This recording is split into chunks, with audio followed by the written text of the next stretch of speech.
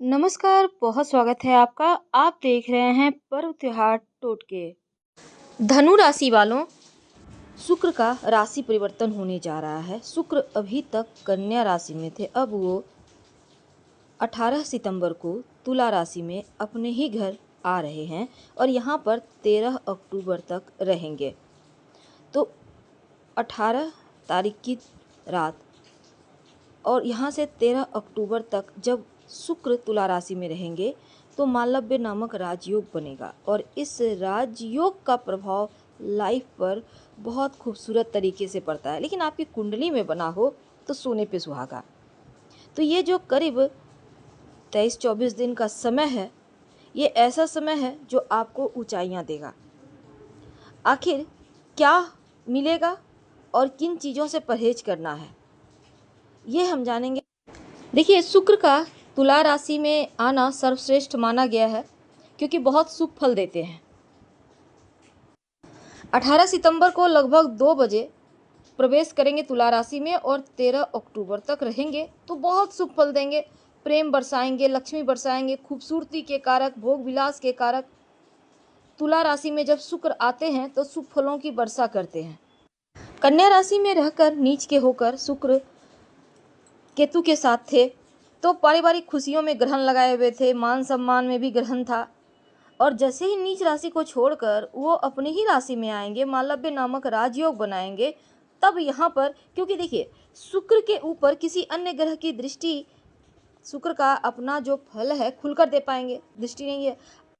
धनु राशि वालों, शुक्र अभी तक कन्या राशि में अपनी नीच राशि में केतु के साथ विराजमान थे, लेकिन 18 सितंबर से वो अपने ही घर तुला राशि, जो शुक्र की सबसे शुभ राशि है, प्रवेश कर रहे हैं और 18 सितंबर से 13 अक्टूबर तक तुला राशि में ही रहेंगे।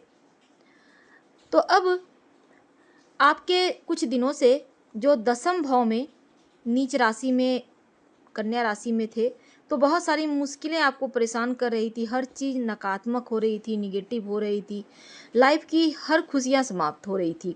यानी कि शुक्र जब तुला राशि में प्रवेश कर गए हैं, यानी कि 18 सितंबर को करेंगे, तब यहाँ से धन लक्ष्मी योग बनेगा, मालव्य योग बनेगा, प्रेम सौंदर्य सुख सुविधाएं भोग विलास के कारक शुक्र अब कृपा बरसाएंगे। तो तुला राशि शुक्र की अपनी राशि है और यहाँ पर जैसे ही आएंगे तो हर चीज़ों का बैलेंस करेंगे, संपूर्ण संतुलन करेंगे। अब आपके 11वें भाव में आएंगे तो इनकम का घर है, जो फल है वो खुलकर देंगे। आपने अभी तक जैसे कि दसम भाव में थे कन्या राशि में केतु के साथ, तब क्या हो रहा था, आपका धन लॉस हो रहा था, खर्च बढ़े हुए थे, परेशानियां बढ़ी हुई थी, स्वास्थ्य की मुश्किलें थी क्योंकि केतु भी बहुत शुभ था नहीं और ऊपर से शुक्र का साथ, शुक्र जो सब कुछ देने वाले ग्रह है और उनके साथ केतु के बैठ जाने से हर चीज में विघ्न आ रहा था। व्यवसायी भाई को किसी करीबी का ही भरोसा कोई करीबी आपका तोड़ रहा था, पार्टनरशिप में काम कर रहे थे, यहाँ पर परेशानी थी। लेकिन अब जो परेशानियां आपकी थी वो थी, लेकिन 18 सितंबर से शुक्र जैसे ही आपके 11वें भाव में आएंगे तब यहाँ पर इच्छा पूर्ति, सर्व मनोकामना की पूर्ति का ये भाव है। और शुक्र जब यहाँ आएंगे तो यहाँ पर किसी ग्रह के साथ उनकी युति भी नहीं होगी और ना ही किसी ग्रह के साथ दृष्टि संबंध बनेगा, इसलिए खुलकर शुक्र अपनी कृपा बरसाएंगे, आपकी इनकम बढ़ेगी, आपका सैलरी बढ़ेगा और यहाँ तक कि व्यवसायी भाइयों को भी लाभ होगा, दोस्तों का सपोर्ट मिलेगा, आपका नेटवर्किंग दायरा, सोशल जो नेटवर्किंग है वो बढ़ेगा, समाज में आपका सम्मान बढ़ेगा, अपनों का सपोर्ट हर कदम पर प्राप्त होगा और कार्य क्षेत्र में भी सफलता मिलेगी। खासकर शुक्र जो विदेश से भी धन दिलवाते हैं तो विदेशी संपर्क बढ़ेगा, विदेशी जमीन से लाभ देगा, चुनाव राजनीतिक क्षेत्र से जुड़े हैं तो यहाँ पर जीत दिलवाएगा, यानी आनंद ही आनंद देगा। खासकर अगर आप शेयर मार्केट, लॉटरी, जुआ, सट्टा से जुड़े हैं, वहाँ से भी धन देगा। कहीं आपका पैसा फंस गया था, प्रयास कीजिएगा तो आपका फंसा हुआ रुका हुआ धन इस पीरियड में आपको प्राप्त होगा, यानी जीवन की खुशियों में वृद्धि करेगा। साझेदारी में कोई अगर काम कर रहे थे अभी तक, अगर मुश्किलें थी तो वो मुश्किलें भी समाप्त होंगी। अगर आप इस पीरियड में अपना मकान, भूमि, भवन, प्रॉपर्टी, वाहन लेना चाहते हैं तो मिलेगा। शिक्षा प्रतियोगिता में सफलता मिलेगी, खासकर संतान का सुख मिलेगा, और लंबी दूरी की यात्रा के प्रबल संभावना बनेगी।